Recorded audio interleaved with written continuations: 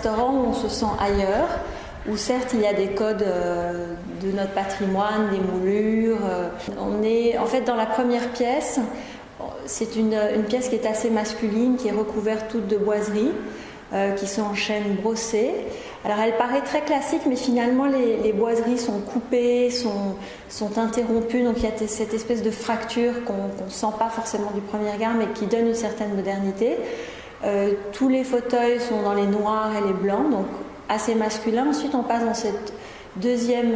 pièce qui est le bar, le couloir, qui est dans un rose poudré, donc on est tout en vert rose poudré, espace beaucoup plus féminin. Et ensuite, on arrive dans la dernière pièce, qui est cette sorte de véranda jardin d'hiver, où là, on retrouve quelques boiseries qui viennent structurer un peu les murs, grandes colonnes, une verrière, un plafond peint par Cyprien Chabert et un espèce de foisonnement de plantes,